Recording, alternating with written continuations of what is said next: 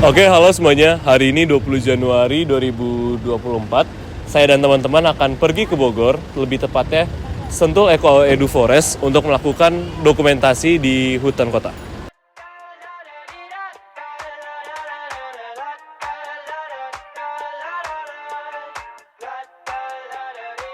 I got my head out the sunroof. I'm blasting our favorite tunes. I only got one thing on my mind. You got me stuck on the thought of you. You're making me feel brand new. You're more than a sunshine in my eyes. Deforestasi merupakan kegiatan di mana penggundulan hutan atau penebangan hutan dengan tujuan perluasan lahan yang biasanya ditujukan untuk motif ekonomi. Namun seringkali yang tidak diketahui adalah dampak dari deforestasi, yaitu mengurangi tingkat kualitas dari lingkungan di sekitar kita.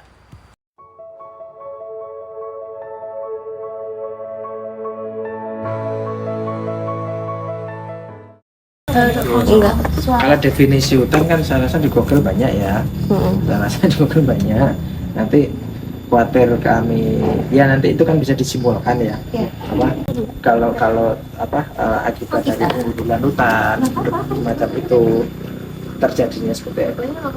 Kalau untuk tadi pertanyaan dari definisi hutan sendiri kan di Google pengertiannya kan banyak ya. Maksudnya bisa diambil dari situ.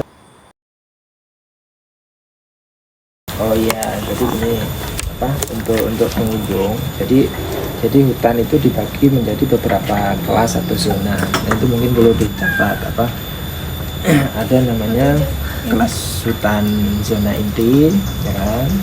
Ada zona inti itu salah satunya kawasan konservasi. Konservasi itu kayak Taman Nasional Bromo. Ada yang pernah ke Bromo? Nah itu taman nasional, itu nggak boleh ada kegiatan produktivitas. Contoh produktivitas itu kayak ini kan pohon pinus ya. Udah tahu pohon pinus kan ya? Ini namanya pohon pinus. Nah itu disebutnya hutan produksi. Kalau hutan pinus ini, kenapa hutan produksi? Karena di situ ada hasil hutan non kayu namanya.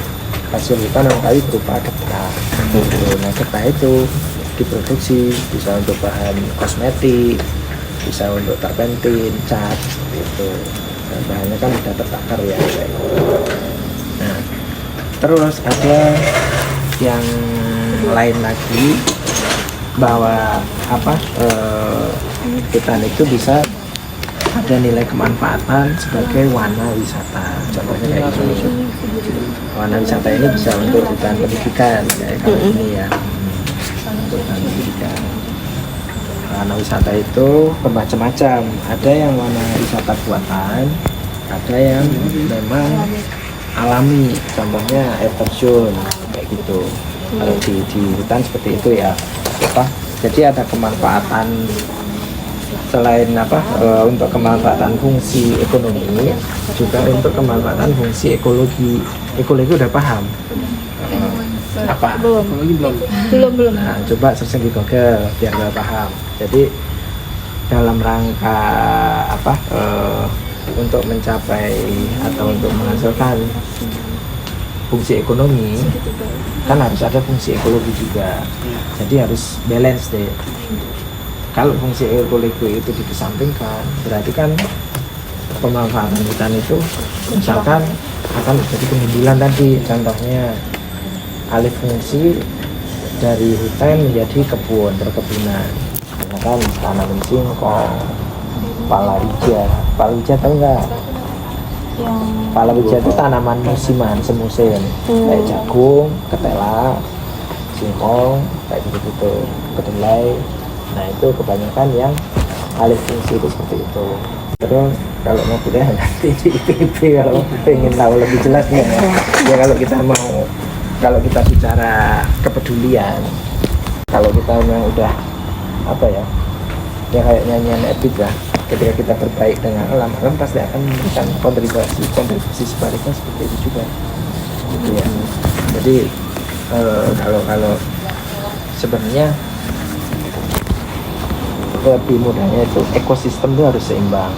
Ketika ekosistem itu nggak seimbang, semua akan terjadi gitu kan. Pancaroba itu akan terjadi. Contoh, sekarang di berita-berita kutub utara es mencair itu kenapa? Karena terjadinya global warming kan. Nah, global warming itu karena apa? Karena terjadinya betul, salah satunya karena terjadinya pemanasan secara global, tidak adanya tumbuh-tumbuhan yang ada di hutan, alih fungsi hutan ini kan, jadinya tidak ada yang mereda dari panasnya sinar matahari gitu kan. Nah, apa itu kan pasti ada ini kan, ada sebab akibat dan penyelesaian kan ya. Seperti itu. Jadi nanti penyelesaiannya seperti itu. Di negara kita ini kan kompleks ya. Semua berbalik karena faktor ekonomi. Contoh, kenapa misalnya kita sampai ke keamanan ya. Jadi sampai ke keamanan, misalkan pembalakan liar itu kan udah ditangkap sama pihak berwajib. Nah itu untuk membuat efek jerah atau shock terapi pelaku gitu ya. Jadi semua kompleks sih sebenarnya semua. Atau mulai dari hutan yang utuh, terus kenapa gundul. Nah ini kenapa gundul, kenapa hutan ini terus terkikis, itu faktornya itu tadi, faktor ekonomi, ya kan, faktor kepentingan golongan atau pribadi, ya kan, terus juga bisa unsur politik. Jadi hutan itu paling mudah untuk mencari massa. Contohnya ada adik gini, kalau kayak Pertamina untuk mencari massa kan susah karena orang nggak setiap orang kan bisa di bidang itu kan ya. Tapi kalau di hutan, mohon maaf, rata-rata kan SDM-nya menengah ke bawah. Nah itu paling gampang mencari massa di situ. Jadi penyebabnya udah ya, bisa di list ya. Penyebabnya itu tadi salah satunya dari faktor ekonomi, dari faktor apa tadi? Kepentingan golongan atau pribadi, unsur pribadi atau itu.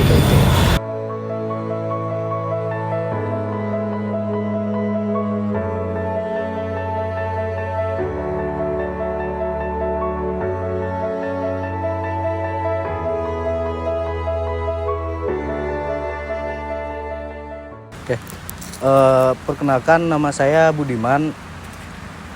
Saya di sini sebagai security. Untuk pribadi saya, hutan itu emang kebutuhan masyarakat dan kebutuhan kita juga.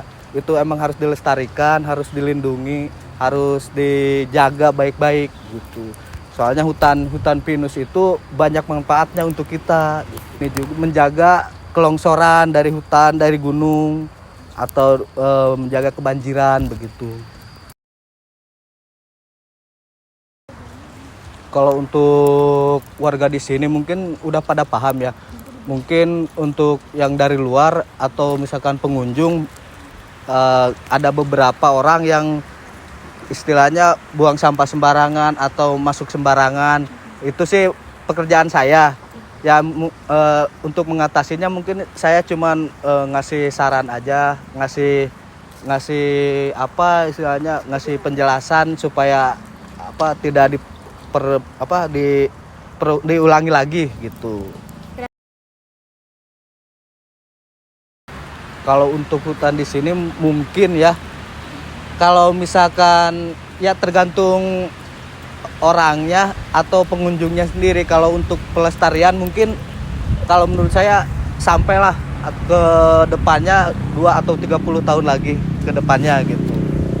Soalnya hutan di sini tuh emang cukup terurus, dilindungi juga gitu. Indonesia dikaruniai ribuan hutan dengan pohon rindang yang tidak hanya menjadi aset bagi masyarakat setempat, namun juga menjadi suatu daya tarik bagi para turis-turis asing yang datang ke negeri kita. My name is Mario. I'm Italian and I've been living in Indonesia for roughly 27 years. This is my friend Rod. Yeah, my name is Rod. I'm from Scotland. Hutan. Kalau saya lihat hutan pasti indah, bersih, berisik, berisiknya dari burung, dari binatangnya. Jadi itu hutan hidup. Tapi banyak hutan pasti kalau penuh sampah plastik ya kan binatangnya. Di Indonesia juga suka taruh burung di kandang, tidak boleh.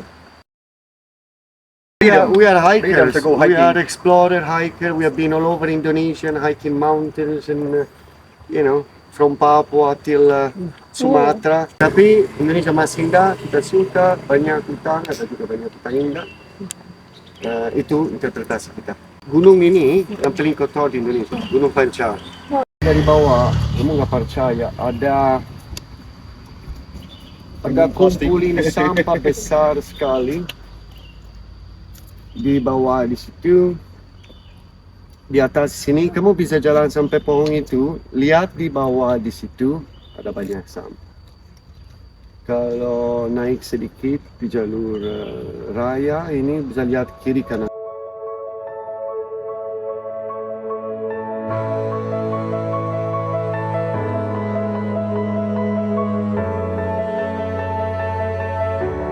Siapa tahu gubernur atau Sentul City atau siapa mau bersihin dan kasih tahu orang konsekuensi buang sampah. Oh ini gunung paling, makanya kita juga kadang-kadang teriak. Oke, kita lihat mungkin banyak gunung. Contoh, kemarin kita jalur Gunung Gede Pangrango bersih. Jadi mungkin di sini sekarang mau dibersihkan atau orang sudah pelatihan. Tapi banyak lebih kotor. Pancar. Gunung yang lain di mana-mana, Sumatera, Sulawesi, Papua atau di mana-mana lumayan bersih.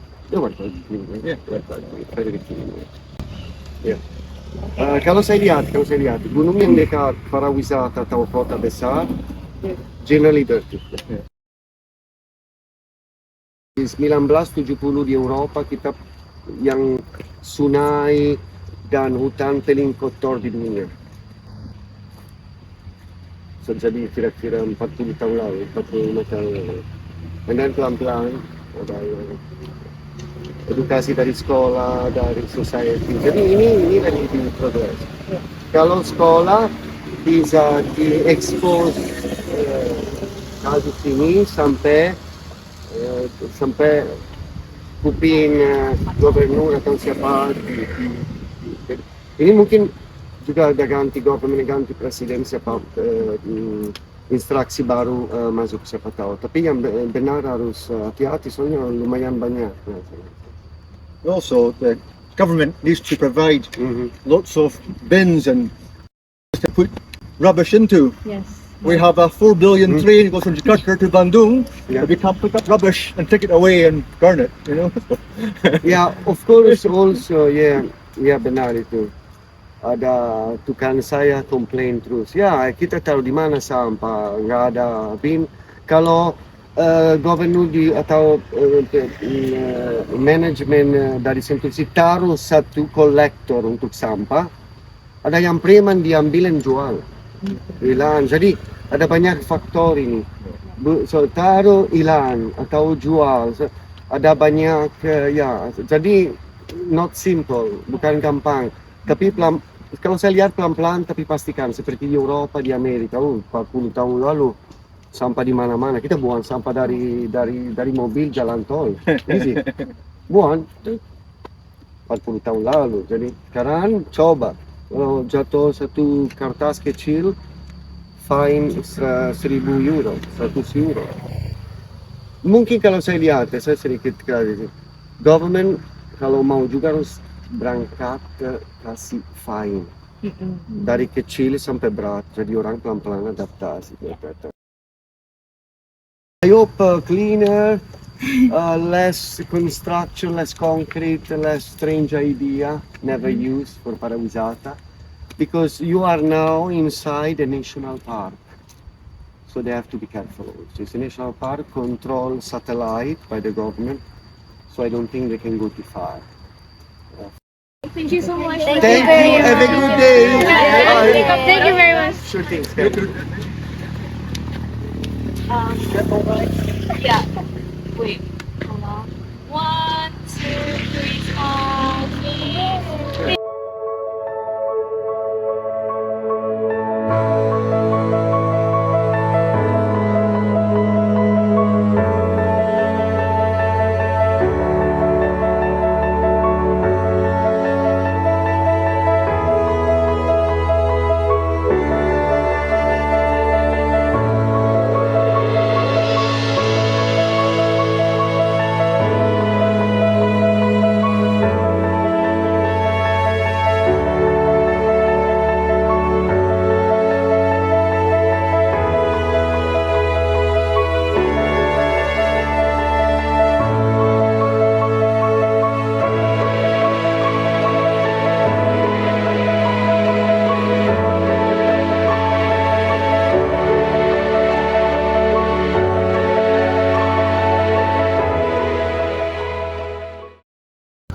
Jagalah hutan Indonesia. Jagalah hutan Indonesia. Jagalah hutan Indonesia. Jagalah hutan Indonesia. Jagalah hutan Indonesia. Jagalah hutan Indonesia. Mulai dari sekarang. Mulai dari sekarang. Mulai dari sekarang. Mulai dari sekarang. Jagalah hutan Indonesia mulai dari sekarang. Mulai dari sekarang.